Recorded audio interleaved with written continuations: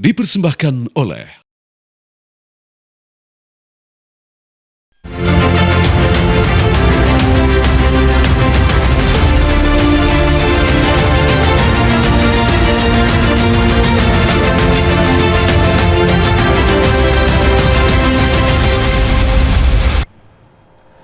Selamat malam pemirsa, semua peristiwa yang terjadi di tahun 2025 kami potret, kami catat di program Catatan Demokrasi. Malam hari ini kami hadir di Catatan Demokrasi Spesial akhir tahun bersama dengan narasumber langganan kami yang terus mengikuti berbagai perkembangan kejadian yang ada yang menggegerkan di negeri ini. Langsung saja saya perkenalkan satu persatu. Ada Mas Reza Indragiri, psikolog forensik. Mas Reza, sehat Mas Reza? Alhamdulillah sehat Mas Andro. Dan juga pakar komunikasi politik kita, Bung Effendi Ghazali. Sehat Bung? Sehat dan ya selamat akhir tahun lah ini ya. Selamat akhir tahun. Kami juga mengucapkan terima kasih banyak kepada BHS yang terus mendukung Catatan Demokrasi untuk seterusnya. Karena kami akan menjamin program Catatan Demokrasi tetap diidolakan oleh pemirsa TV One. Banyak segmen, banyak peristiwa, tapi kita akan coba bagi secara lebih terperinci soal kasus yang sampai sekarang masih bergulir, ijazah Jokowi. Kita lihat dulu cuplikan yang berikut ini. Tadi dikatakan bahwa materai itu warnanya hijau. Nah, berdasarkan peraturan mana Anda bisa mengatakan bahwa materai itu warnanya berbeda-beda? Bahkan di dalam Undang-Undang Nomor 13 Tahun 1985 tidak pernah dinyatakan ada materai seperti itu. Yang didasarkan di sana adalah bahwa materai itu tadi cetakan utamanya itu adalah ungu. Warna hijau yang dikemukakan di situ adalah hanya untuk gambar Garuda. Jadi bukan keseluruhannya. Kalau tadi ditunjukkan warna hijau itu dapat dari mana ya? Begini Bu, boleh Bang Diaswan? Ya, jadi dari yang langsung namanya saya pegang saya, diperlihatkan ke kamera. Ya, saya melihat dari sini dan saya mendapatkan dari Kagama, Bu. Ya, dari Kagama Bela UGM, pemilik ijazah mereka. Jadi ada ketua angkatan, Mas Toha Iskandar itu menginfokan ada beberapa ijazah itu semua, ya. Teman-teman beliau itu warnanya adalah meterainya hijau. Ini boleh saya pegang Bang? Kita sorot di kamera boleh Bang ya? Boleh. Sebentar dulu. Dipilih dulu Bang. Yang mana ini yang betul? Biar nggak ada. Ini saking banyaknya lembaran perinan ini kan dari Bang Diaswan ini kan? Sebentar, mana tadi? Oh ini. Ini, Yang yang ini. Oke. Yang kita perlihatkan di kamera. Ya, itu warnanya hijau stemnya, apa meterainya. Kita berdasarkan itu, Bu. Ya, bukan saya mengada-ngada apa ini enggak. Karena berdasarkan inilah saya menunjukkan bahwasanya itu ijazahnya itunya meterainya hijau. Maaf Pak, Kagama itu tidak bisa mengeluarkan warna materai Pak. Yang mengeluarkan itu adalah undang-undang. Berdasarkan undang-undang tadi warnanya ditetapkan Pak seperti itu. Enggak kayak gitu Pak. Ini warnanya dari mana? Ibu begini gitu? Bu, kita lihat itu adalah mereka ini seangkatan beliau Pak Jokowi di wisuda bersama-sama dan menerima ijazah itu sama.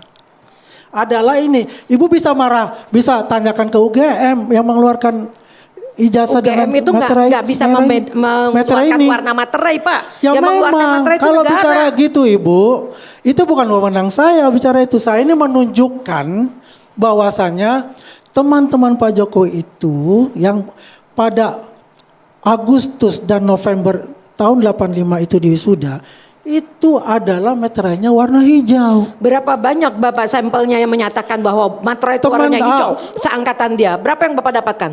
Itu ada 15 lebih. 15 lebih Bapak punya itu datanya? Ditahan.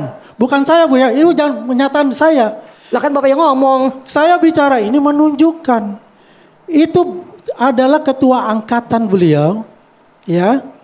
Mas Toha Iskandar itu menginfokan. Sudah ada ditahan semua, ada 15 ijazah asli. Sudah ditahan. Yang sama dengan beliau. Ya, jadi bahan materi dari Polda Metro Jaya. Ya, jadi bukan dari saya. Prof Ci, sampai detik ini Anda meyakini ijazahnya asli atau palsu sebenarnya? Kalau saya meyakini itu palsu. Satu kalimat, ya. Argumennya apa, dasarnya apa? Anda berani mengatakan itu palsu? Kalau memang itu betul ada aslinya, pasti berani siapapun akan menunjukkannya. Saya 1 2 ada. Saya pertama ada dan dibukanya ini. Ada nggak? Sesi 2 Bang Kosinudin kan tidak ada. Saya mau mengomentari. Enggak, saya mau mengomentari. Dibukanya itu di sesi pertama. Anda tidak Sesi boleh pertama, mengatakan seperti Anda ini sama, tidak nggak bisa boleh. Ini cuma gara-gara Nggak boleh. kehadiran ada atau tidak fisiknya udah ribut banget. Udah pasti. Belum bahas Udah ijazah pasti ini saya ya. melihat, saya Udah pasti. yang gunting. Yang bisa Gunting menentukan itu saya ini hadir. pengadilan. Dia nggak berhak, makanya Dia sudah hati-hati. tidak pernah berstatement bahwa Hati-hati, itu. hati-hati. Saya Ini pendapat yang sudah dituangkan dalam buku. Silakan saya bantah dalam yang buku. memeriksa ini Tapi semua ijazah. Apa kewenangan saudara Tidak ada. memeriksa ijazah? Tidak ada. Karena hanya kuasa Tidak ada. hukum, bukan Tidak ada. penyidik. Sesi 2 Pak Bukan Kosi tidak tidak ada. ada di Jadi- sesi 2. Agak makanya Memang saya sesi kedua saya bergantian dengan Nah, Bang Musangadi. begitu Tapi dong, pembukaannya fair. yang pertama digunting Bila. itu saya hadir. Saya melihat. Berarti apa? Saudara ini yang nggak pernah Karena statement. baik sesi Dan ketika pertama- saya berargumentasi tidak ada bantahan dari saudara ini terhadap statement baik saya di sesi forum itu. pertama dan sesi kedua yang mewakili Pak Jokowi ke depan memeriksa fisik ijazah asli Pak Jokowi yang asli itu saya. Dan itu berbeda dengan ini. Ini nggak ada isinya. nih. Tidak ya. Beda. Saya Sehingga kan yang ada saya di pengen forum kasih itu. tahu, Tapi saudara watermarknya, ya, embossnya, dan ada garis merah di foto itu ada semua dan mereka amazing. Maka saya bilang tadi sebenarnya sudah selesai. Enggak, tampilan digital pun beda, Bang. Gak bisa disamain. Gak bisa disamain. Karena itu adalah sesuatu hal yang tidak benar. Ini fisik yang benar. Dikasih waktu sepuas-puasnya untuk melihat. Memang hanya untuk melihat, bukan Gitu. memeriksa. Kalau diperiksa lagi oke, boleh. Tidak ada kewenangan, tidak ada keharusan kami Karena menilai itu kepada nggak ada, mereka. tidak ada Apalagi pula kepada kewajiban beliau, kami nggak untuk ada, memeriksa nggak ada. yang fisik. Cukup Sehingga digitalnya. di sini, nanti kan ada juga panelis. Disinilah nanti pengadilan yang harus menentukan asli tidaknya. Walaupun sebenarnya sudah kita bilang selesai tadi, karena kenapa? Si UGM sudah menyatakan berkali-kali Mana bahwa ada Bapak selesai? adalah Kalau alumni selesai nggak ada perkara ini. Fakultas Hukum. Makanya, Putusan aja belum saya ada. bilang tadi, makanya jika masih terus dikumandangkan, berarti kan itu ada mens rea. Ada niatan.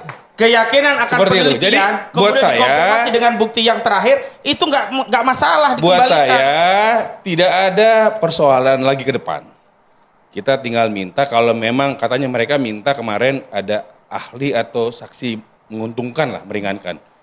Ya boleh aja di BAP. Tapi nanti di persidangan pun boleh. Jadi semua akan diakomodasi. Menurut saya seperti itu. Jadi menurut saya ini sudah selesai. Kalau masih terus disampaikan hal-hal yang tuduhan-tuduhan, dugaan-dugaan fitnah dan pencemaran nama baik, kan sebenarnya sudah gampang kita melihat. Petik aja langsung. Selesai. Dan ini menurut kami baru dimulai. Karena selama ini kami mengira objek yang diteliti Roy itu berbeda. Ternyata setelah kami lihat, ternyata barangnya sama. Artinya, Ini menyesatkan. basis objek Berbeda. yang diteliti itulah yang kemudian Ini menyesatkan. tinggal dikonfrontir. Apakah Ini kalau menyesatkan. difoto secara Berbeda. digitalisasi sama dengan yang beredar atau berbeda? Ya. Kalau ternyata sama, ya sudah selesai. Dan saya ingin tegaskan, kesimpulan penelitian yang kemudian diulang-ulang bukan berarti ada mens rea. Berbeda. Dan itu keyakinan yang diperoleh Bahwa melalui penelitian. Bahwa yang disampaikan saudara Joko Widodo itu pendapatnya berbeda. dengan kami nggak soal. Toh akhirnya persidangan, Roy Suryo putusan hakim yang CS menentukan, memeriksa bukan Joko sesuatu Widodo. hal yang berbeda dengan apa yang kemarin dibuka. Itu totally. Jadi kita harus lurusin nih. Jangan sampai ada penyesatan. Totally berbeda. Ribut ijazahnya tidak berujung sampai sekarang. S1, strata 1, Fakultas Kehutanan UGM. Menurut Mas Reza, Bung Ege, yang bohong siapa? Saling klaim punya bukti. Mas Reza. Ada dua kubu, satu kubu meyakini bahwa objek yang disebut ijazah Jokowi itu palsu. Sementara kubu lain menganggap objek yang disebut ijazah Jokowi itu asli. Alhamdulillah, betapapun mereka berdebat silang sengketa dari pagi sampai malam, tapi menurut saya ada satu pemikiran saya yang diterima oleh kedua belah pihak. Ya, ya. Bahkan para simpatisan mereka pun mendukung gagasan itu. Apa? Berikan kesempatan kepada saya kedua sampai belah hafal, pihak. saya sampai hafal nih. Scientific cross examination. Weh. Berikan kesempatan kedua belah pihak atas nama fairness untuk melakukan uji dan uji tanding, examination dan cross examination terhadap objek yang disebut sebagai ijazah Jokowi itu. Senyampang kedua belah pihak setelah segendang sepenarian, semestinya hakim akan secara bijak memberikan kesempatan termasuk kepada terdakwa untuk melakukan uji tandingan terhadap hasil kerja Lab 4 Polri. Perkiraan saya, kalau kesempatan itu diberikan kepada kedua belah pihak, pada akhirnya akan jelas. Ini yang asli atau itu palsu. Kan yang di polisi udah ada, Bang. Di polisi udah ditunjukkan versinya, kan? Oh iya. Biar nyambung, biar nyambung. Iya, Biar nyambung, biar nyambung. Prediksi Anda itu akan terjadi atau tidak? Nah, ini kan akhir tahun kan? Prediksi Anda di tahun 2026, baik dalam kasus yang sedang bergulir di pengadilan di Solo, ataupun kalau ini masuk ke pengadilan yang di Jakarta. Itu akan terjadi atau enggak? Ada kesempatan, malah Anda mengatakan Bapak dan Ibu Hakim yang mulia ya akan memberikan, saya jadi penuh semangat jadinya untuk 2026 3 minggu untuk independent scientific cross examinations. Ternyata nun di jauh sana sejumlah hakim menyimak apa yang saya sampaikan, baik secara lisan maupun tulisan. Lalu kami berdiskusi via WhatsApp. Kesimpulan saya apa? Mereka membuka peluang bagi terjadinya cross examination itu. Makanya saya usul nih, bahkan saya usul juga jadi positifnya kita bahkan saya usul kepada sejumlah pengamat hukum bahwa cobalah bikin surat bersama-sama, kirim ke Ketua Mahkamah Agung, tembusan Komisi Yudisial untuk menjadikan hal ini sebagai inovasi yudisial yang dilakukan dalam persidangan nanti. Kalau ini disepakati, diamini, mudah-mudahan kabar cerah. Terlepas apakah itu asli atau palsu, tapi pendekatannya akan lurus adanya. Kalimat dia ini menunjukkan bahwa di ujung, ini kebetulan kami nggak tahu entah kenapa milih baju sama warnanya. Kompak ya bisa ya, sama-sama hitam ya. Ya sudah ada apa namanya itu scientific fine tuning lah ya, satu gelombang. Scientific tuning ya. Tapi maksud saya begini, Anda membayangkan kita akan punya sebuah cahaya di ujung lorong itu ya, kurang lebih begitu. Bahkan ada sampai usulan yang agak lebih dahsyat lagi. Saya bayangkan itu ya, dengan mengacu pada kasus O.J. Simpson, itu blue ribbon judge yang mungkin hakim pita biru lah, hakim yang diselipkan di antara yang ada, jumlahnya mungkin sama atau siapa tahu ditambah gitu. 2:1 lah. Iya, atau walaupun dalam kasus tertentu, dalam kasus Ahok misalnya ternyata 5 kan komposisinya. Iya, makanya maksud saya ditambah 2 jadi 1 ketua, 2 anggota yang punya kompetensi. Spesialis digital dan psikologi. Ini kalau menurut saya 2 ini ya.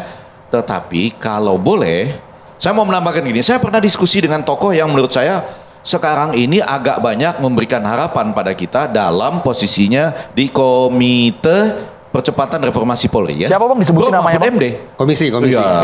Bukan komite ya, komisi, oke. Harus akurat nih. Komisi Percepatan Reformasi Polri, Prof Mahfud MD. Saya pernah tanya, ini di acara resmi yang tayang di televisi juga. Menurut Prof Mahfud, kapan selesainya kasus ijazah ini? Saya nggak menyebut ijazah palsu, tapi ijazah Pak Jokowi, ya kan? Lalu dia mengatakan, dia balik bertanya, kalau menurut Pak Effendi, kapan? Saya bilang kalau menurut saya akhir 2035. Lama sekali Bang. Loh, tapi ada logikanya. Anda menanyakan pada saya komunikasi politik. Kalau masuk ke kajian komunikasi politik, dia akan ikut harus naik turunnya politik.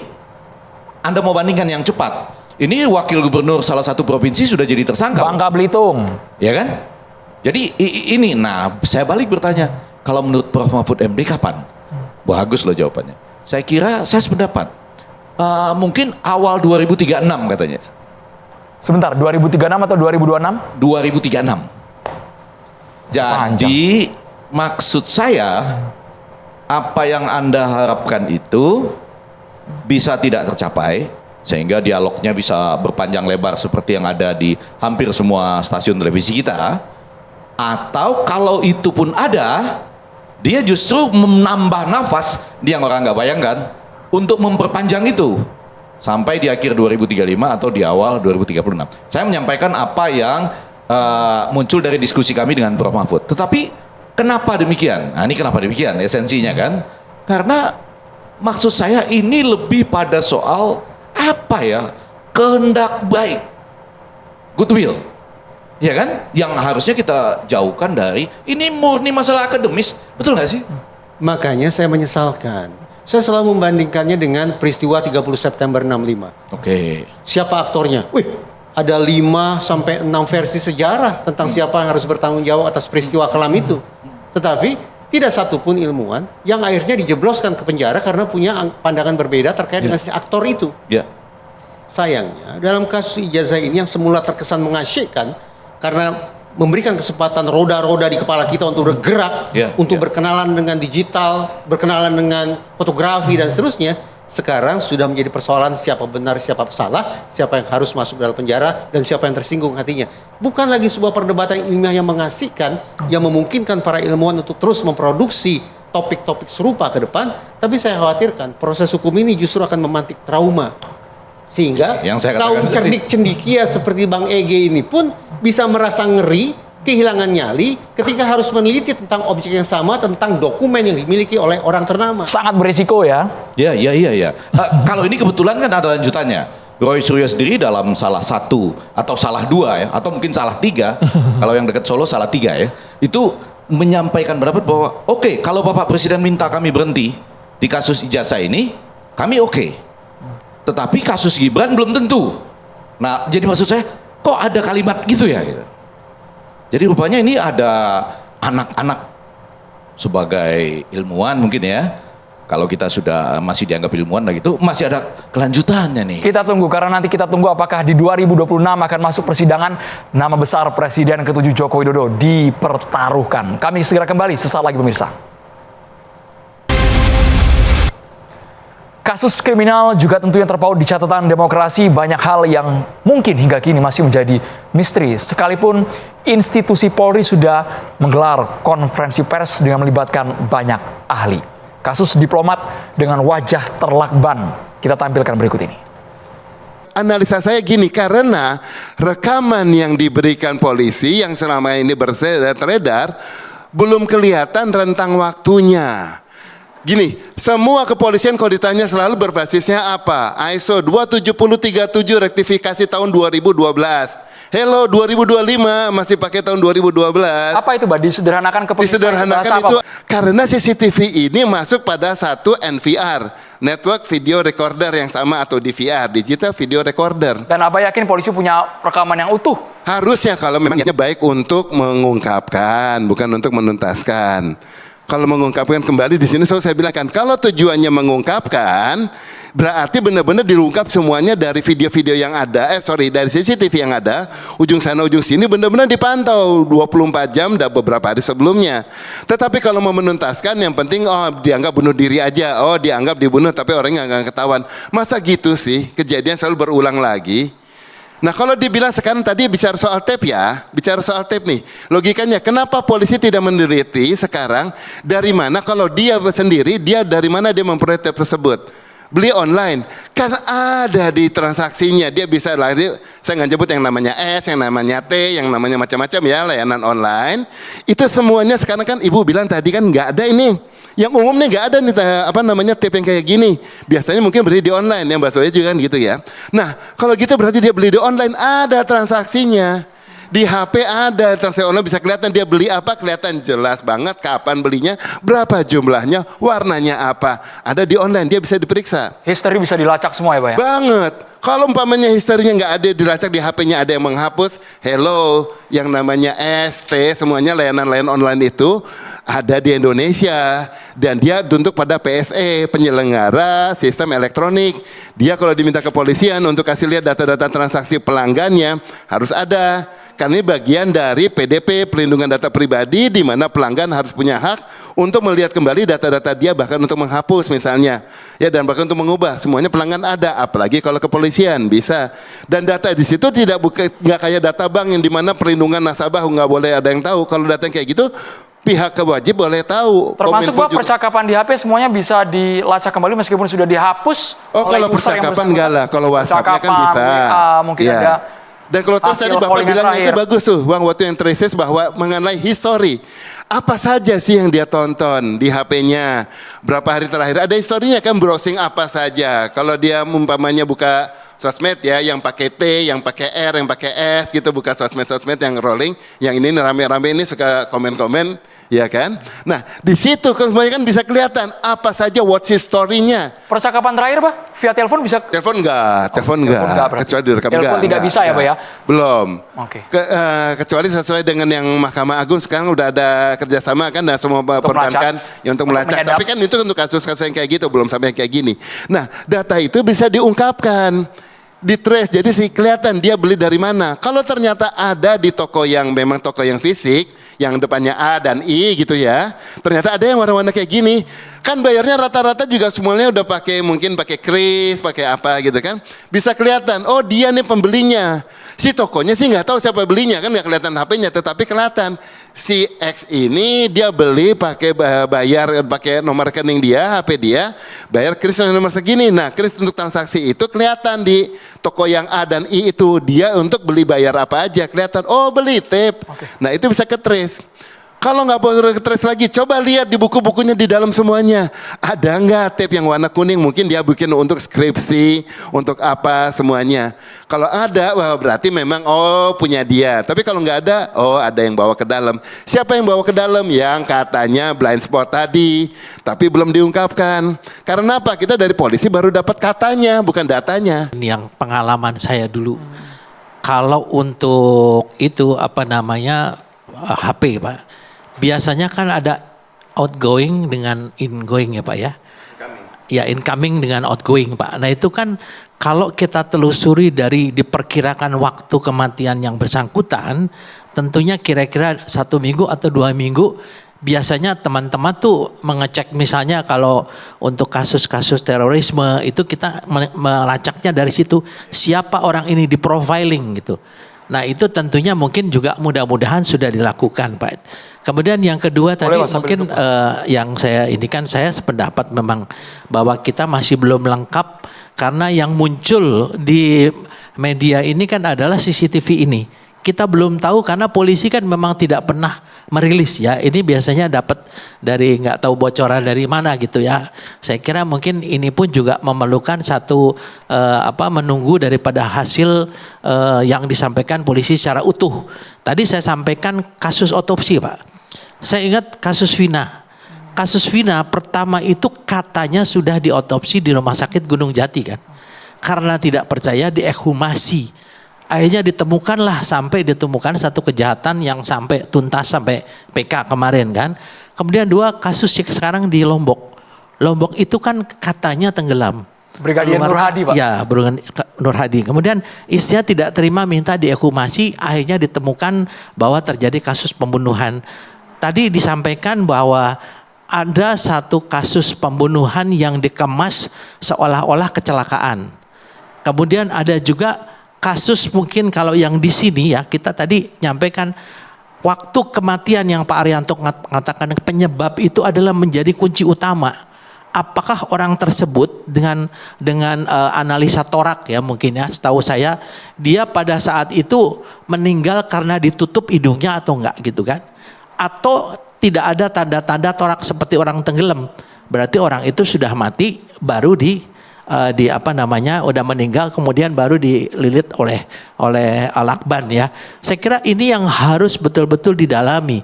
Sehingga kalau di dalam ilmu kepolisian pengalaman saya dengan Pak Arianto, setiap menemukan jenazah yang janggal itu wajib harus diotopsi lengkap. Tidak ada lagi istilah ekshumasi. Kalau ekshumasi itu berarti ada kelemahan pada saat otopsi awal. Bisa otopsi awal yang kurang atau hanya tadi visum luar. Jadi dianggap ini sebagai satu kecelakaan, dianggap sebagai bunuh diri ya. Nah ini sangat penting menentukan nanti ke depan. 21 hari penyelidikan seingat kami sampai akhirnya polisi pada simpulan. Arya Daru meninggal dunia dengan kondisi yang sama-sama kita lihat, kejanggalan, tidak wajar. Tapi polisi menyimpulkan kala itu Arya Daru meninggal dunia bukan melibatkan pihak lain. Mas Reza ya, Bang Ege. Banyak sekali ahli yang dihadirkan di kantor polisi. Digital, ahli psikologi, semuanya dibuka di sana. Tapi ternyata baru-baru ini dari kuasa hukum keluarga Arya Daru ada temuan baru. Ditemukan puluhan kali check in. Ini cukup mengejutkan kita semua kenapa tiba-tiba dari pihak keluarga menginginkan hal itu Mas. Di tengah almarhum. Saya tidak bisa memberikan gambaran yang konkret. Kenapa? Pihak Polda Metro Jaya dengan kalimat sedemikian rupa kita pahami sebagai ini bukan peristiwa pidana. Berarti apa? Ini situasi privat. Karena situasi privat, maka dengan segala hormat sebetulnya saya memilih untuk tidak mau berkomentar lagi. Tidak mau berkomentar lagi. Karena ini bukan isu pidana. Isu pidana adalah isu publik. Siapapun bisa memperbincangkannya. Tapi ketika suatu peristiwa sudah dikunci sebagai peristiwa yang privat, maka semua orang sesungguhnya harus menjaga itu dan tidak lagi berbincang tentang hal itu. Satu hal. Yang kedua, kalau kita cermati ulang, perkataan Polda Metro Jaya adalah almarhum meninggal bukan akibat perbuatan orang lain. Apa sesungguhnya menyebabkan seseorang meninggal dunia? Ada 4 kemungkinan. Natural, meninggal secara alami. 2, accident, yaitu kecelakaan. Yang ketiga, suicide atau bunuh diri. Dan yang keempat, homicide, meninggalnya seseorang akibat perbuatan orang lain. Nah, hitung-hitungan, ketika Polda Metro Jaya sekali lagi mengatakan bahwa ini meninggal bukan akibat perbuatan orang lain, maka perkiraan saya tertinggal 2 kemungkinan, yaitu apakah ini accident ataukah ini suicide. Memang tidak terjawab secara definitif, tapi perkiraan saya itulah cara Polda Metro Jaya memilih untuk menghormati privasi keluarga. Iya, saya pasti lebih menahan diri ya, karena bukan keahlian saya, tapi saya ingin melihat apa yang muncul sebagai realitas media, karena kami mendapat sampai ke kasus ini dari realitas media. Kan kita nggak punya akses untuk langsung lihat. Jadi saya mau mengatakan 3 hal. Yang pertama, kita kirim doa lah tetap ya buat almarhum serta keluarganya. Mohon juga diberikan kekuatan kalau masih punya keyakinan. Malah saya kembali lagi ke apa yang disampaikan oleh Bung Reza ini. Ada nggak kesempatan untuk melakukan tadi scientific cross examination? Tapi sekali lagi itu kalau keluarganya yakin bahwa ini bukan dalam konteks kematian akibat sesuatu yang private tadi. Kalau yakin ya, karena ditemukannya sejumlah bukti bukan wilayah saya untuk sampai ke situ, tetapi malah di bagian tertentu ada yang saya akan nanti menjadi kepedulian saya kalau itu disebut ada kaitannya dengan TPPO dan lain-lain. Penjualan orang kan akhirnya ya, dalam konteks mungkin apalah gitu. Nah, eksperimen atau apa. Meskipun akhirnya ditepis ya, case itu ditepis sama pihak kepolisian ya. Iya, kan saya yang mau saya katakan ini independent scientific cross examination. Kalau itu diberikan sama seperti kasus ijazah tadi, apalagi ini dalam konteks kematian yang sampai saat ini barangkali kalau saya melihat dari cara Bung Reza ini sebagai pakar psikologi forensik menyampaikannya, dia agak masuk ke konteks ini kematian private seperti yang disampaikan oleh polisi, walaupun saya mengatakan tetap ada hak dong bagi keluarga. Ya kan, cuma saya nggak tahu mekanismenya di mana. Kalau mau melakukan tadi independent scientific cross examination. Nah, yang agak lebih berbahaya poin ketiga saya nih, Andromeda. Ada berapa kasus yang seperti ini? Lalu kita sebagai bangsa lupa atau lewat saja. Ini saya nggak tahu apakah Anda terlibat atau bukan. Dulu yang kasus tes cyanida, kopi cyanida ya? Ya, kopi cyanida. Anda ikut sampai ke pengadilan ya? Saya tidak sampai ke pengadilan, tapi saya pastikan saya membantu dalam pencarian ahli, rumusan pertanyaan, memperdebat ahli dan seterusnya. Ya, kurang lebih kesimpulan Anda pada waktu itu? No case, meninggal akibat faktor natural. Wih, coba Anda bayangkan. Tetapi saya tetap memilih untuk menghormati putusan hakim yang tetap mengatakan ini peristiwa pidana. Oke, jadi sekali lagi ada hal-hal yang seperti itu. Bagi kami, ya konteks katakanlah ilmuwan komunikasi, berapa cepat kita lupa terhadap hal yang seperti itu. Yang paling seru lagi yang banyak melibatkan, saya nggak tahu, catatan demokrasi juga ikutan kali ya, Vina Cirebon ikut ya, berkali-kali kami mainkan. Apa ujungnya? Ujungnya kita mengikuti. Saya agak berat mengatakannya. Saya berkeyakinan bahwa dalam kasus Cirebon pun, malam itu Mas ya. Dalam kasus Cirebon pun saya berkeyakinan itu adalah no case. Firasat saya mengatakan temuan tim Sus Mabes Polri pun mengatakan Vina dan Eki meninggal bukan akibat peristiwa pidana, melainkan kecelakaan tunggal. Firasat saya mengatakan demikian. Kita tunggu sampai Jenderal Listio Sigit merepati janjinya bahwa tim Sus Mabes Polri akan mengumumkan hasil temuan. Kami pun heran dari banyak kasus kriminalitas meskipun sudah diumumkan oleh institusi yang resmi kepolisian hasilnya, tapi ternyata publik tidak mudah percaya. Dan masih mengganjal. Itu yang menjadi tanda tanya besar. Andromeda sudah Sesaat lagi kami segera kembali ke situ tuh ya. Sesaat lagi kami segera kembali.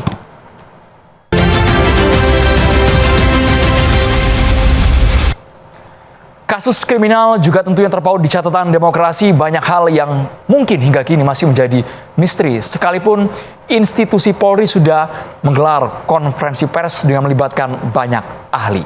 Kasus diplomat dengan wajah terlakban. Kita tampilkan berikut ini. Analisa saya gini, karena rekaman yang diberikan polisi yang selama ini beredar belum kelihatan rentang waktunya. Gini, semua kepolisian kalau ditanya selalu berbasisnya apa? ISO 27037 rektifikasi tahun 2012. Hello 2025 masih pakai tahun 2012. Apa itu, Mbak? Disederhanakan ke pemirsa. Disederhanakan itu karena CCTV ini masuk pada satu NVR, Network Video Recorder yang sama, atau DVR, Digital Video Recorder. Dan Abah yakin polisi punya rekaman yang utuh? Harusnya, kalau memang niatnya baik untuk mengungkapkan, bukan untuk menuntaskan. Kalau mengungkapkan kembali di sini saya bilang kan, kalau tujuannya mengungkapkan, berarti benar-benar diungkap semuanya dari video-video yang ada, dari CCTV yang ada, ujung sana ujung sini benar-benar dipantau 24 jam dan beberapa hari sebelumnya.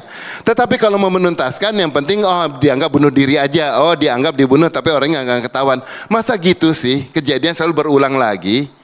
Nah, kalau dibilang sekarang tadi bicara soal tape nih, logikanya kenapa polisi tidak meneliti sekarang dari mana, kalau dia sendiri, dari mana dia memperoleh tape tersebut? Beli online, kan ada di transaksinya, dia bisa saya nggak nyebut yang namanya S, yang namanya T, yang namanya macam-macam ya, layanan online. Itu semuanya sekarang kan ibu bilang tadi kan nggak ada ini. Yang umum nih nggak ada nih tape yang kayak gini. Biasanya mungkin beli di online, yang Mbak Soya juga kan gitu ya. Nah, kalau gitu berarti dia beli di online, ada transaksinya. Di HP ada transaksi online, bisa kelihatan dia beli apa, kelihatan jelas banget kapan belinya, berapa jumlahnya, warnanya apa. Ada di online, dia bisa diperiksa. History bisa dilacak semua ya, Pak ya? Banget. Kalau umpamanya historinya nggak ada dilacak, di HP-nya ada yang menghapus, hello, yang namanya ST, semuanya layanan-layanan online itu ada di Indonesia. Dan dia tunduk pada PSE, penyelenggara sistem elektronik. Dia kalau diminta kepolisian untuk kasih lihat data-data transaksi pelanggannya, harus ada. Karena ini bagian dari PDP, pelindungan data pribadi, di mana pelanggan harus punya hak untuk melihat kembali data-data dia, bahkan untuk menghapus misalnya, ya, dan bahkan untuk mengubah. Semuanya pelanggan ada, apalagi kalau kepolisian bisa. Dan data di situ nggak kayak data bank yang di mana perlindungan nasabah nggak boleh ada yang tahu. Kalau data yang kayak gitu, pihak wajib boleh tahu. Termasuk Pak, percakapan di HP semuanya bisa dilacak kembali meskipun sudah dihapus. Kalau percakapan enggak lah, kalau WhatsApp-nya kan bisa. Mungkin ada. Dan kalau tadi Bapak bilang itu bagus tuh, Bang, waktu yang traces bahwa mengenai history. Apa saja sih yang dia tonton di HP-nya? Berapa hari terakhir? Ada historinya kan, browsing apa saja. Kalau dia umpamanya buka sosmed ya, yang pakai T, yang pakai R, yang pakai S gitu, buka sosmed-sosmed yang rolling, yang ini rame-rame ini suka komen-komen, ya kan?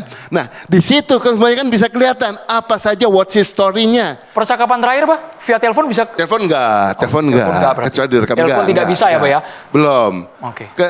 Kecuali sesuai dengan yang Mahkamah Agung sekarang udah ada kerjasama kan, dan semua perbankan yang untuk melacak. Tapi kan itu untuk kasus-kasus yang kayak gitu, belum sampai kayak gini. Nah, data itu bisa diungkapkan, ditrace, jadi sih kelihatan dia beli dari mana. Kalau ternyata ada di toko yang memang toko yang fisik, yang depannya A dan I gitu ya, ternyata ada yang warna-warna kayak gini, kan bayarnya rata-rata juga semuanya udah mungkin pakai kris, pakai apa gitu kan, bisa kelihatan, oh dia nih pembelinya. Si tokonya sih nggak tahu siapa belinya, kan nggak kelihatan HP-nya, tetapi kelihatan si X ini dia beli pakai bayar pakai nomor rekening dia, HP dia, bayar kris nomor segini. Nah, kris untuk transaksi itu kelihatan di toko yang A dan I itu, dia untuk beli bayar apa aja kelihatan. Oh, beli tape. Nah, itu bisa ke-trace. Kalau nggak boleh ke-trace lagi, coba lihat di buku-bukunya di dalam semuanya. Ada nggak tape yang warna kuning? Mungkin dia bikin untuk skripsi, untuk apa semuanya. Kalau ada, wah berarti memang punya dia. Tapi kalau nggak ada, ada yang bawa ke dalam. Siapa yang bawa ke dalam? Yang katanya blind spot tadi, tapi belum diungkapkan. Karena apa? Kita dari polisi baru dapat katanya, bukan datanya. Ini yang pengalaman saya dulu. Kalau untuk itu HP, Pak. Biasanya kan ada outgoing dengan ingoing ya, Pak ya. Ya, incoming dengan outgoing, Pak. Nah, itu kan kalau kita telusuri dari diperkirakan waktu kematian yang bersangkutan, tentunya kira-kira 1 minggu atau 2 minggu, biasanya teman-teman tuh mengecek, misalnya kalau untuk kasus-kasus terorisme itu kita melacaknya dari situ, siapa orang ini di profiling gitu. Nah, itu tentunya mungkin juga mudah-mudahan sudah dilakukan, Pak. Kemudian yang kedua tadi mungkin yang saya sependapat memang bahwa kita masih belum lengkap, karena yang muncul di media ini kan adalah CCTV ini. Kita belum tahu karena polisi kan memang tidak pernah merilis ya. Ini biasanya dapat dari nggak tahu bocoran dari mana gitu ya. Saya kira mungkin ini pun juga memerlukan satu menunggu daripada hasil yang disampaikan polisi secara utuh. Tadi saya sampaikan kasus otopsi Pak. Saya ingat kasus Vina. Kasus Vina pertama itu katanya sudah diotopsi di Rumah Sakit Gunung Jati kan. Karena tidak percaya diekshumasi. Akhirnya ditemukanlah satu kejahatan yang sampai tuntas sampai PK kemarin kan. Kemudian 2 kasus sekarang di Lombok. Lombok itu kan katanya tenggelam. Brigadir Nur Hadi Pak. Ya, Nur Hadi. Kemudian istrinya tidak terima minta diekshumasi, akhirnya ditemukan bahwa terjadi kasus pembunuhan. Tadi disampaikan bahwa ada satu kasus pembunuhan yang dikemas seolah-olah kecelakaan. Kemudian ada juga kasus mungkin kalau yang di sini ya kita tadi nyampaikan waktu kematian yang Pak Arianto mengatakan penyebab itu adalah menjadi kunci utama. Apakah orang tersebut dengan analisa torak ya mungkin ya setahu saya dia pada saat itu meninggal karena ditutup hidungnya atau enggak gitu kan? Atau tidak ada tanda-tanda torak seperti orang tenggelam. Berarti orang itu sudah mati baru udah meninggal kemudian baru dililit oleh Al-Akban ya. Saya kira ini yang harus betul-betul didalami. Sehingga kalau di dalam ilmu kepolisian pengalaman saya dengan Pak Arianto, setiap menemukan jenazah yang janggal itu wajib harus diotopsi lengkap. Tidak ada lagi istilah ekshumasi. Kalau ekshumasi itu berarti ada kelemahan pada saat otopsi awal. Bisa otopsi awal yang kurang atau hanya tadi visum luar. Jadi dianggap ini sebagai satu kecelakaan, dianggap sebagai bunuh diri ya. Nah ini sangat penting menentukan nanti ke depan. 21 hari penyelidikan seingat kami sampai akhirnya polisi pada simpulan. Arya Daru meninggal dunia dengan kondisi yang sama-sama kita lihat, kejanggalan, tidak wajar. Tapi polisi menyimpulkan kala itu Arya Daru meninggal dunia bukan melibatkan pihak lain. Mas Reza ya, Bang Ege. Banyak sekali ahli yang dihadirkan di kantor polisi. Digital, ahli psikologi, semuanya dibuka di sana. Tapi ternyata baru-baru ini dari kuasa hukum keluarga Arya Daru ada temuan baru. Ditemukan puluhan kali check in. Ini cukup mengejutkan kita semua kenapa tiba-tiba dari pihak keluarga menginginkan hal itu Mas. Di tengah almarhum. Saya tidak bisa memberikan gambaran yang konkret. Kenapa?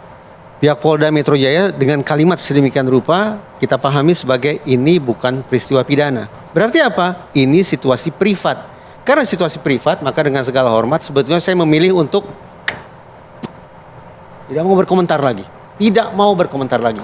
Karena ini bukan isu pidana. Isu pidana adalah isu publik. Siapapun bisa memperbincangkannya. Tapi ketika suatu peristiwa sudah dikunci sebagai peristiwa yang privat, maka semua orang sesungguhnya harus menjaga itu dan tidak lagi berbincang tentang hal itu. Satu hal. Yang kedua, kalau kita cermati ulang, perkataan Polda Metro Jaya adalah almarhum meninggal bukan akibat perbuatan orang lain. Apa sesungguhnya menyebabkan seseorang meninggal dunia? Ada 4 kemungkinan. Natural, meninggal secara alami. 2, accident, yaitu kecelakaan. Yang ketiga, suicide atau bunuh diri. Dan yang keempat, homicide, meninggalnya seseorang akibat perbuatan orang lain. Nah, hitung-hitungan, ketika Polda Metro Jaya sekali lagi mengatakan bahwa ini meninggal bukan akibat perbuatan orang lain, maka perkiraan saya tertinggal 2 kemungkinan. Yaitu apakah ini accident ataukah ini suicide. Memang tidak terjawab secara definitif. Tapi perkiraan saya itulah cara Polda Metro Jaya memilih untuk menghormati privasi keluarga. Iya, saya pasti lebih menahan diri ya. Karena bukan keahlian saya. Tapi saya ingin melihat apa yang muncul sebagai realitas media, karena kami mendapat sampai ke kasus ini dari realitas media. Kan kita nggak punya akses untuk langsung lihat. Jadi saya mau mengatakan 3 hal. Yang pertama, kita kirim doa lah tetap ya buat almarhum serta keluarganya. Mohon juga diberikan kekuatan kalau masih punya keyakinan. Malah saya kembali lagi ke apa yang disampaikan oleh Bung Reza ini. Ada nggak kesempatan untuk melakukan tadi scientific cross examination? Tapi sekali lagi itu kalau keluarganya yakin bahwa ini bukan dalam konteks kematian akibat sesuatu yang private tadi. Kalau yakin ya, karena ditemukannya sejumlah bukti bukan wilayah saya untuk sampai ke situ. Tetapi malah di bagian tertentu ada yang saya akan nanti menjadi kepedulian saya kalau itu disebut ada kaitannya dengan TPPO dan lain-lain. Penjualan orang kan akhirnya ya, dalam konteks mungkin apalah gitu. Nah, eksperimen atau apa. Meskipun akhirnya ditepis ya, case itu ditepis sama pihak kepolisian ya. Iya, kan saya yang mau saya katakan ini independent scientific cross examination. Kalau itu diberikan sama seperti kasus ijazah tadi, apalagi ini dalam konteks kematian yang sampai saat ini barangkali kalau saya melihat dari cara Bung Reza ini sebagai pakar psikologi forensik menyampaikannya, dia agak masuk ke konteks ini kematian private seperti yang disampaikan oleh polisi, walaupun saya mengatakan tetap ada hak dong bagi keluarga, ya kan? Cuma saya nggak tahu mekanismenya di mana kalau mau melakukan tadi independent scientific cross examination. Nah, yang agak lebih berbahaya poin ketiga saya nih, Andromeda, ada berapa kasus yang seperti ini lalu kita sebagai bangsa lupa atau lewat saja.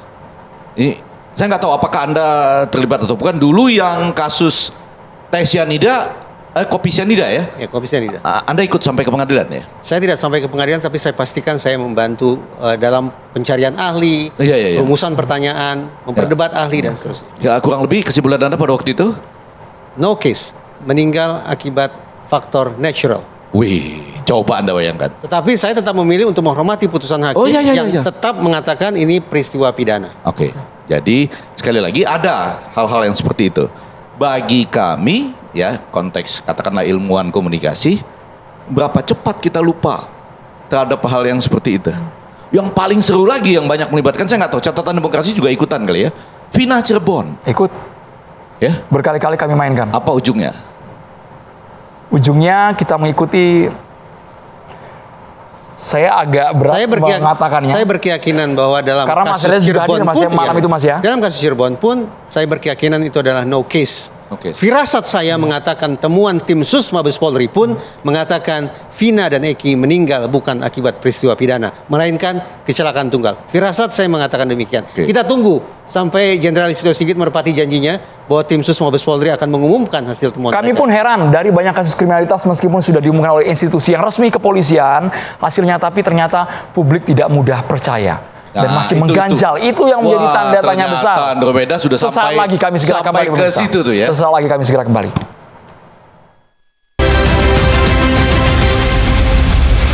Penderitaan masih dirasakan warga Gaza, gencatan senjata masih saja dilanggar oleh Zionis Israel. Jumlah korban signifikan mengalami kenaikan 70.000 lebih nyawa yang melayang. Saya tidak masalah. Keturunan Musa. Saya tidak bukan masalah. Benyamin Netanyahu. Saya tidak masalah. Bukan si Ben Gvir. Saya tidak mempermasalahkan siapa yang menjadi penduduk Israel. Orang-orang karena keturunan Israel punya 2 juta orang Timur Tengah, keturunan Ibrahim, Arab Palestina. Matanya biru, rambutnya pirang. 2 juta warga. Masuk akal sudah. Kalau dia asli orang Timur Tengah, kenapa matanya biru, rambut pernah pirang? dengar Yahudi Askenazi? Pernah dengar Yahudi Misrahi? Pernah dengar Saya Yahudi tahu Sephardi? Misrahi, Separdi, Askenazi. Pernah dengar kenapa mereka disebut Askenazi? Jangan ditanggapin, Pak. Mereka bukan orang Timur Tengah. Yahudi Kaifet. Mereka keturunan Gomer, anak Yafet. Dengarkan, Yafet punya anak Gomer. Gomer punya anak ada di Alkitab. Yafet ada di Alkitab. Nenek moyangnya Netanyahu dan kawan-kawan bukan keturunan Sam, bukan keturunan Abraham, bukan keturunan Ishak, bukan keturunan Yakub. Yang jelas begini, kalau semua orang merasa orang Yahudi, warga Israel saat ini bukan orang Yahudi asli, bukan orang bangsa Israel asli, maka pada saat Ottoman berkuasa, itu siapa yang menjadi Yahudi di dalam kerajaan Ottoman selama 400 tahun? Mbak Monik, yang kameran, Mbak Monik betul-betul pasang badan untuk Israel. Rasa Israel tidak boleh kita kritisi, tidak boleh kita salahkan. Tidak, silakan kritik. Kita mau mengkritisi, ruang itu ada, tapi kata Mbak Monik itu adalah hoax. Amerika Serikat melihat Israel tuh efektif. Israel tuh pandai. Yahudi itu pandai. Semite ya, sama aja sama Arab. Pinternya. Hanya mereka lebih organized ya.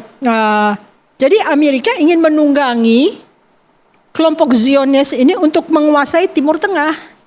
Karena dia nggak mau pusing. Ngapain melihat orang Arab saling berantem satu sama lain? Lebih baik disubkontrakan kepada Yahudi untuk bisa menguasai seluruhnya. Jadi Anda jangan sibuk emosional tentang agama. Karena ini bukan soal agama, ini adalah soal imperialism. Kenapa kita nggak bisa bergerak? Ya karena juga kita takut dengan sekutu. Mana ada pemimpin kita yang berani secara lantang membela-bela? Kan nggak ada. Jadi sebagai orang muda yang akan menjadi pemimpin masa depan, selalu ingat imperialisme itu masih ada. Dan imperialisme itu bisa diwakilkan kepada kelompok-kelompok yang pandai. Kalau kita lihat sekarang rejim sudah mendekati kelompok Zionis dalam arti uangnya, Rockefeller, Rothschild, dan kawan-kawan, itu Anda harus berhati-hati. Karena yang diinginkan untuk menjelmakan Israel Raya itu adalah sumber daya alam kita. Jadi kita diadu domba oleh Cina, kita diadu domba oleh Zionis, bubarlah Indonesia. Tapi sikap Indonesia rasanya jelas, Ibu Susi. Kita mendukung penuh kemerdekaan Palestina, Bu. Ya tetapi yang di bawah meja kan nggak kelihatan. Maksudnya apa, Bu? Di bawah meja ada apa? Ada urusan diplomasi apa, Bu? Kepentingan lah. Kepentingan kita tahu pertarungan antara kelompok Bakri dengan Rothschild, dan sekarang Rothschild dirangkul oleh Hashim dan sebagainya. Ini satu tanda bahaya karena kalian itu, mohon maaf ya, saya dari UI ya. Saya tahu mahasiswa saya super pinter dan saya tahu orang Indonesia itu super pinter sampai saya sering sedih membaca paper-paper mereka. Tapi mereka dikunci oleh imperialism intelektual. Kita membaca buku-buku Barat, nah Barat itu, saya lama di Amerika tapi saya kadang-kadang harus mengkritik juga. Cara mereka membuat textbook adalah mendefinisikan secara sama. Mereka mensosialisasikan orang seperti mensosialisasikan ekonomi kita ke World Bank, ke IMF, PBB itu siapa yang bikin? Kalau PBB Amerika yang bikin, dia akan membuat agar hukum internasional tidak berlaku dikodifikasi sebagai hukum Amerika. Misalnya hukum disabilitas. Orang cacat dikemukakan di PBB untuk dilindungi. Lalu orang Amerika bilang kita tidak boleh ratify. Dia tidak meratifikasi UNCLOS, dia tidak meratifikasi Kyoto Protocol, dia tidak meratifikasi Paris Agreement, akhirnya keluar ya Donald Trump. Jadi jangan melulu soal agama, karena agama itu adalah poles-polesannya. Berarti maksud Bu Susi, Zionis berlindung berkedok dengan lapisan agama? Padahal sebenarnya dia ateis. Oke. Sebenarnya dia ateis. Mata dunia melihat kejahatan perang, kebiadaban Zionis Israel. Yang harusnya gencatan senjata ditempuh, perang berakhir nyatanya sampai dengan detik ini terus dibombardir oleh kekejaman Israel. Bung Igi? Ya, saya terkesima melihat diskusi tadi, tajam ya, sampai keturunan-keturunan siapa dibahas ya. Jujur Bang, kami setiap mengundang yang pro Zionis, mengundang Mbak Monik, banyak banget suara miring yang masuk, yang mencela kami malah yang ini apa-apaan sih memberikan ruang kepada Yahudi di Indonesia. Itu mulu Mas. Yang tapi keluar, untuk dapat gambaran dari mereka tapi ya. Harus kamu both side, Mas, ya, tapi yang mau saya katakan adalah pendekatan dua itu bagi saya, walaupun saintifik ya, agak buang-buang waktu dalam konteks ini. Mau suku apapun, mau keturunan apapun, mau agama apapun, kalau melakukan genosida, ya kita kutuk. Kita proses sesuai. Jadi maksud saya orang kan melakukan itu bisa macam-macam basisnya. Oke ya. Karena keturunan ini lawan keturunan itu, agama ini lawan agama itu. Walaupun tadi sudah jelas kan, ini bukan soal agama, imperialisme berbasis ekonomi dan kepentingan politik. Menurut saya yang jadi lebih menarik adalah Bapak Presiden kita tampil dengan solusi ya di pidato sidang umum PBB, bahwa ini tidak hanya harus Palestinanya harus merdeka, tapi harus memperhitungkan juga soal hak hidup bangsa Israel. Kurang lebih gitu ya. Itu kan relatif dianggap lebih realistis. Cuma yang tidak realistis adalah perjanjian yang di Mesir itu tuh, yang duduk sama-sama gitu. yang tadi sudah dibahas oleh Prof. Hikmahanto ya, saya tetap jadinya ingat apa yang dikatakan Prof. Susi tadi. Maksud saya gini, sudah ada pidato kita di PBB, kita semua gembira lah 65 tahun sesudah belum ada pidato lagi, tampillah pidato dari Pak Prabowo ya, ada kegembiraan. Bahkan Perdana Menteri Israel pun bilang pidato itu mungkin masuk akal tuh, kurang lebih gitu tanggapan. Two state solution. Iya, ya artinya realistis lah. Tapi yang jadi menarik adalah lepas dari rekaman suara yang harusnya nggak keluar tapi ternyata keluar di situ ya, soal pertemuan dengan anaknya Trump. Tapi yang menarik itu adalah semua orang duduk bersama di situ seakan-akan itu sudah suatu kegembiraan. Ada lagi Perdana Menteri dari negara mana saya nggak usah sebut lah, yang memuji ini harusnya dapat Nobel perdamaian dan lain-lain ya di acara itu loh di Mesir itu. Tapi habis itu persis seperti Anda katakan, ada lagi pembunuhan, ada lagi bom, ada lagi genosida ya dalam skala-skala tertentu. Jadi maksud saya, semua orang yang duduk di situ relatif dipermalukan loh. Atau persis seperti analisis Prof. Susi tadi, Prof. Hikmahanto juga ya, dalam konteks saya nggak ada nih yang betul-betul bisa mengatakan kepada dia, berhenti sudah, kan kita sudah duduk bersama, sudah ada poin-poin yang kita sepakati gitu. Kok Anda masih ada bom? Sidang Majelis Umum PBB dianggap dicap tidak berkutik ya Mas Reza ya? Sidang Majelis Umum PBB tambah lagi sidang khusus itu yang di Mesir kan? Mesir. Yang banyak hadir dan sudah gembira betul mengusulkan Nobel perdamaian dan sebagainya gitu. Kenapa, Reng? Saya memotret Israel ini sebagai bandit yang terus-menerus memainkan ironi viktimisasi. Bandit lagi. Bandit kedua nih. Yang memainkan ironi viktimisasi. Bahwa dia yang bikin onar, dia yang bikin kacau tidak hanya di Palestina tapi juga di Arab, bahkan mungkin meluas sampai ke Iran dan seterusnya. Tapi dia pula yang dari masa ke masa terus mengklaim dirinya sebagai korban. Itu yang disilakan sebagai ironi viktimisasi. Ya mirip-mirip lah koruptor ditangkap KPK. Yang tiba-tiba saja kemudian mencoba merebut simpati masyarakat dengan mengatakan, saya sedang sakit, saya hanya terperangkap dalam sebuah sistem yang busuk. Saya dijebak dan semacam itu. Itu karakter Israel. Nah, apa yang ingin saya katakan? Di dalam negeri Palestina, di dalam negeri Israel sendiri ternyata ada dua kubu. Oh iya. Yaitu kubu kanan yang tidak memberikan ruang sedikit pun bagi berdirinya negara Palestina, dan ada kubu kiri yang siap untuk memberikan konsesi. Memang ada dua yang terlarang. Tidak akan pernah Israel mau berkompromi tentang dua hal ini. Satu, tentang status Yerusalem, dan yang kedua tentang status kembalinya para pengungsi. Tetapi selama Israel masih dipimpin oleh orang kanan semisal Benyamin Netanyahu, maka sekali lagi ironi viktimisasi sekaligus cap teroris akan terus-menerus mereka mainkan.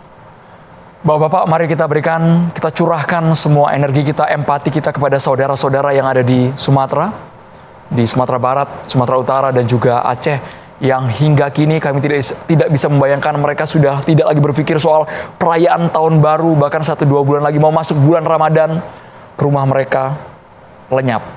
Tidak ada harta benda, hanya pakaian yang tersisa dan tinggal di pengungsian. Bencana ekologi yang terjadi di Sumatera. Kami bahas sesaat lagi di Catatan Demokrasi.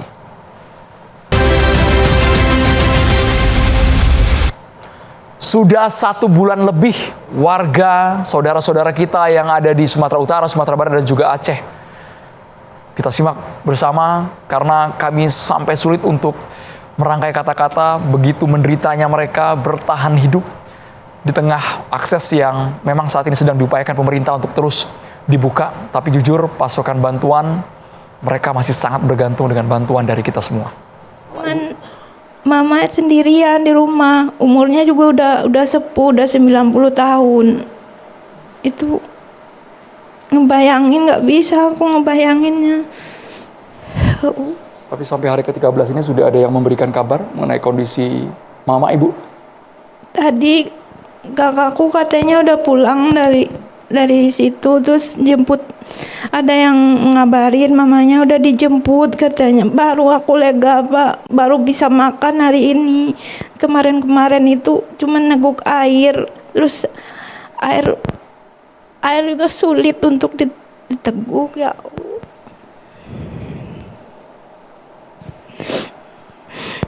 Nggak sanggup ngebayangin orang tua ketimbun gitu.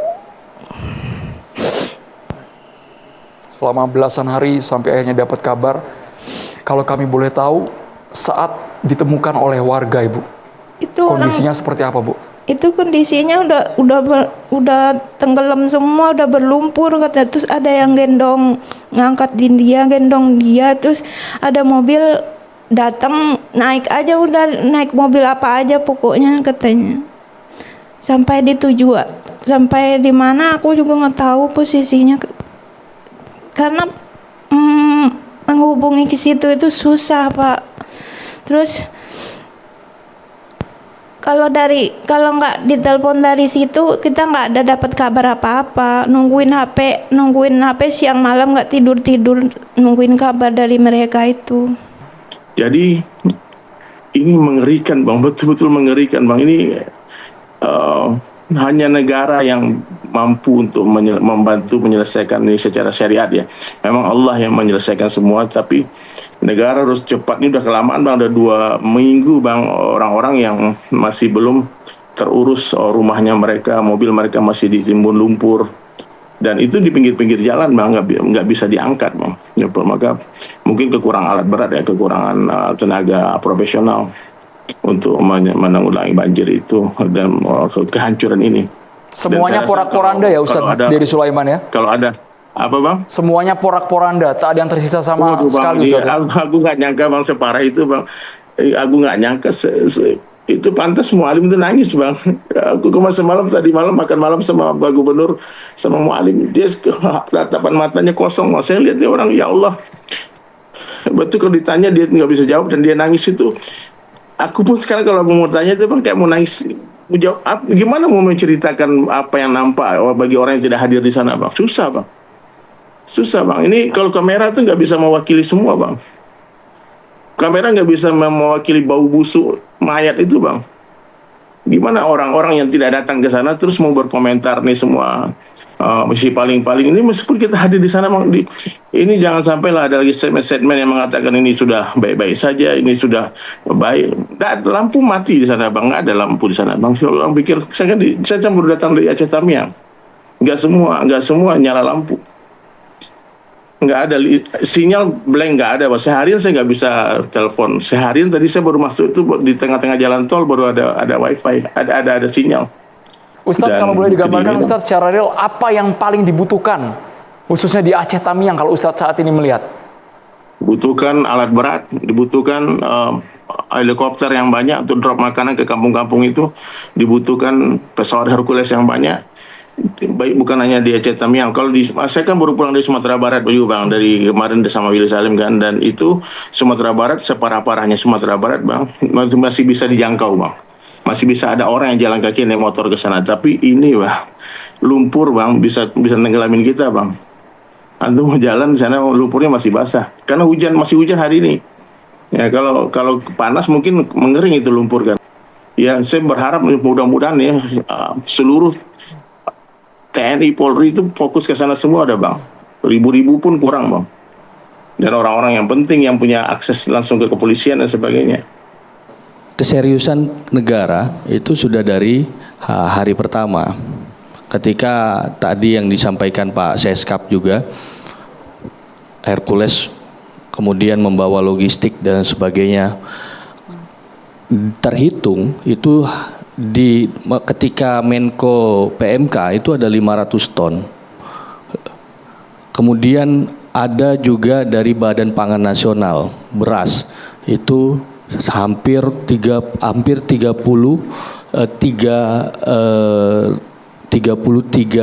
ton. Kemudian minyak itu 6.000 ton. Nah, persoalannya ketika logistik itu sudah masuk, yang menjadi persoalan adalah infrastruktur. Evakuasi dalam proses hari ini pun sampai hari ini, detik ini, mendapatkan dukungan untuk evakuasi dari TNI, dari Basarnas, dari BNPB dan sebagainya. Dan hari ini kita melihat bahwa adanya Ketua Satgas percepatan perbaikan infrastruktur ataupun jembatan-jembatan. Tapi diakui sebenarnya pemerintah bahwa kewalahan ada ya? Kewalahan di awal. Negara itu harus bergerak cepat dan efektif. Kenapa? Karena pemerintahan di daerah di sana itu memiliki keterbatasan personil, keterbatasan logistik, bahkan juga nanti keterbatasan untuk melakukan rehabilitasi.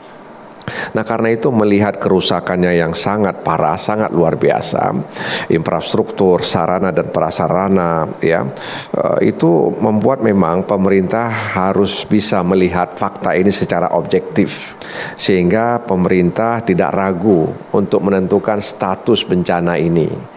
Nah, karena itu sekali lagi melihat keterbatasan tadi itu, maka ya harapan masyarakat di sana itu di akhir tahun 2025 dan menjelang tahun baru 2026 ada kabar baru ya dari negara untuk mereka. Dan salah satu kabar baru yang sangat dinantikan itu adalah ya menetapkan ya bencana itu sebagai bencana nasional.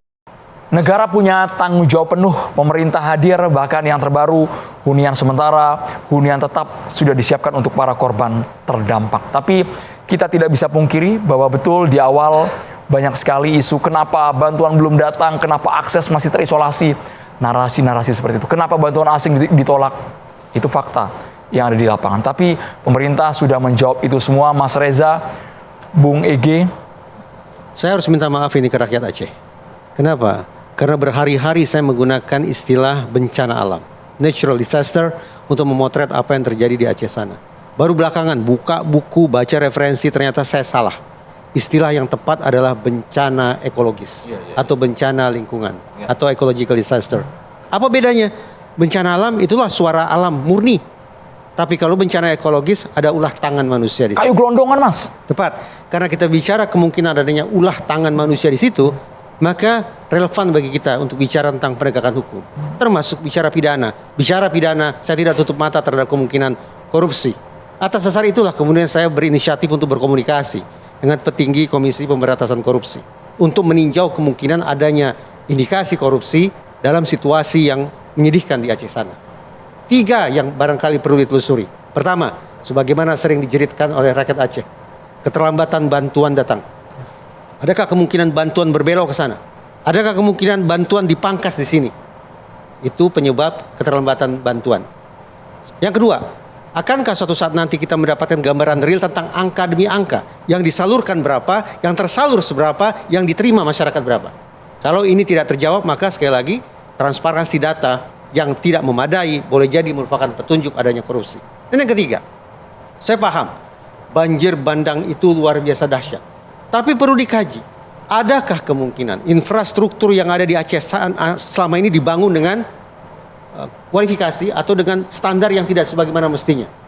Bangun jembatan, kadar pasirnya dikurangi. Bangun jalan, kadar aspalnya dikurangi. Sejauh itu ya? Atau bangun menara, bobot tiangnya dikurangi. Kalau pembangunan infrastrukturnya ternyata tidak sesuai dengan standar sebagaimana mestinya, maka boleh jadi lagi-lagi itu tanda atau indikasi korupsi di balik bencana ekologi. Mudah-mudahan teman-teman di KPK menyeriuskan apa yang menjadi masukan saya.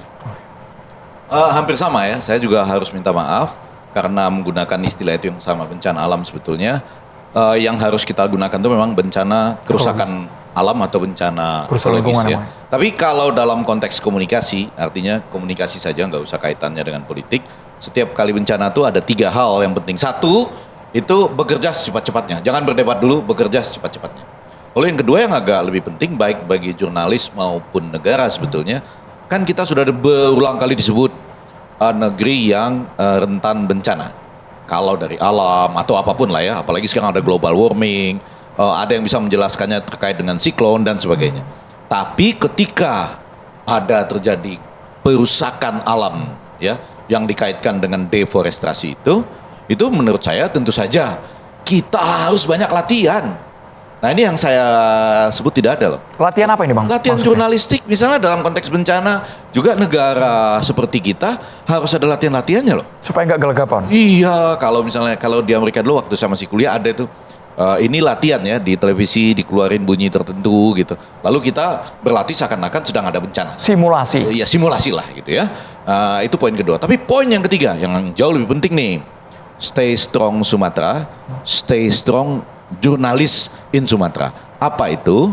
Jurnalis adalah mereka yang berada di garis terdepan untuk menyampaikan apa yang sedang terjadi. Jadi jurnalis harus terdepan untuk menyampaikan apa faktanya. Silakan habis ini. Karena sekali lagi, pemerintah punya kewajiban menyampaikan apa yang sudah dia lakukan. Setuju kan? Setuju. Tetapi jangan mengatakan Anda kalau dikasih kesempatan, kalau punya apa semacam berkah, punya kesempatan untuk bicara itu, kemudian Anda berusaha memperburuk suasana dan sebagainya. Bukan.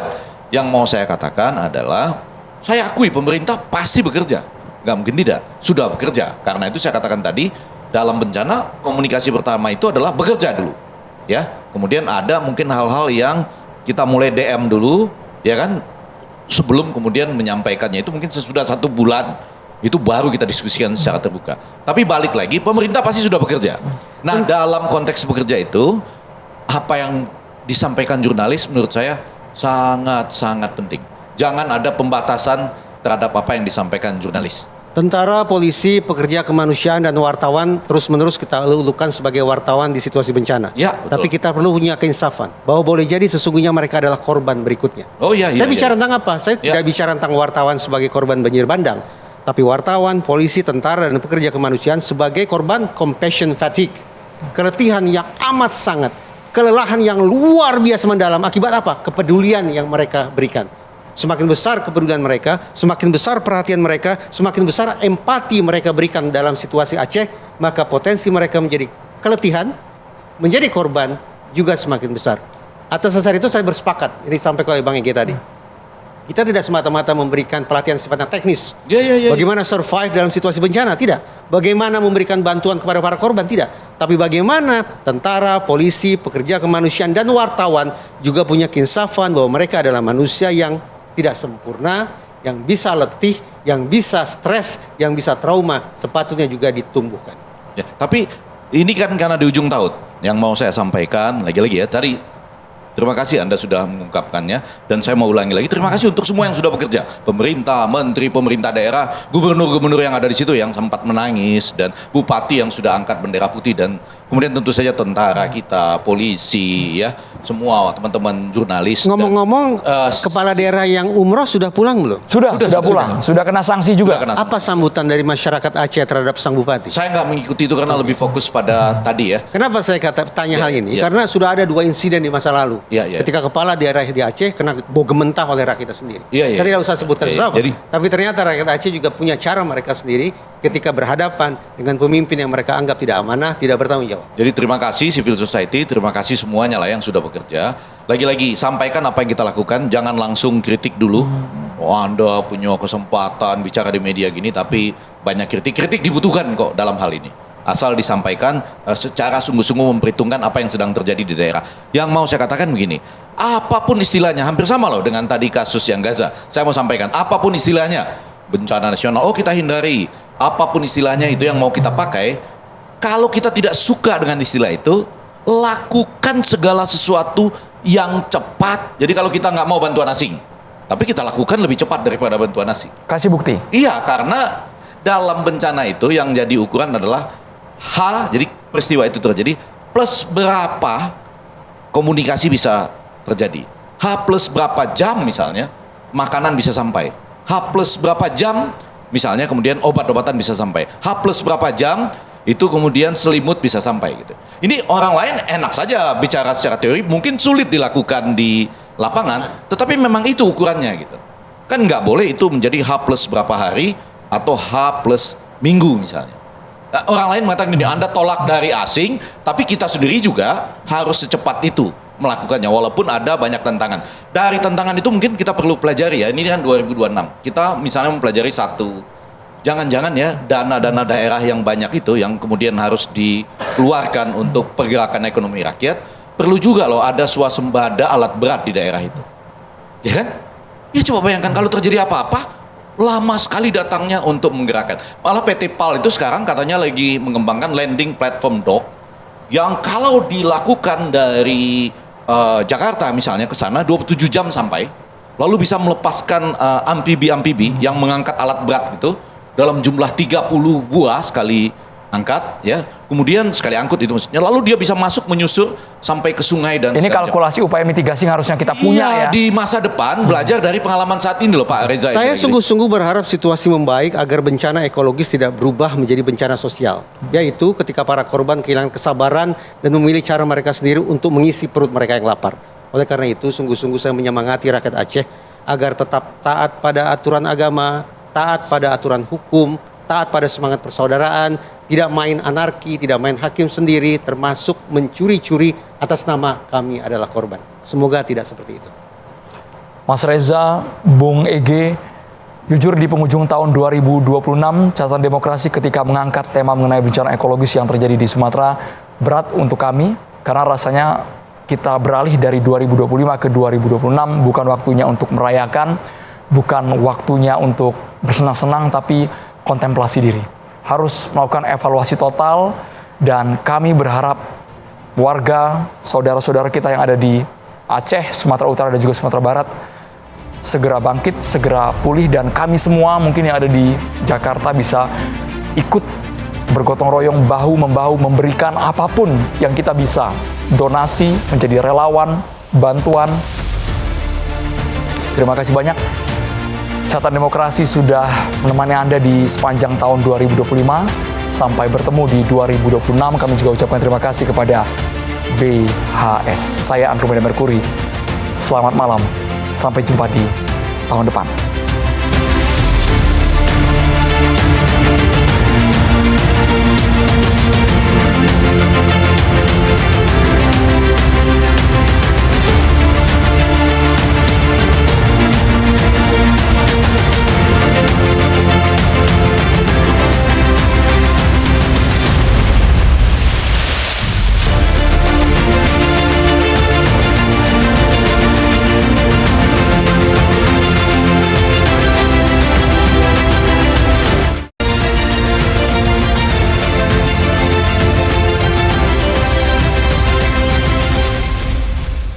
Dipersembahkan oleh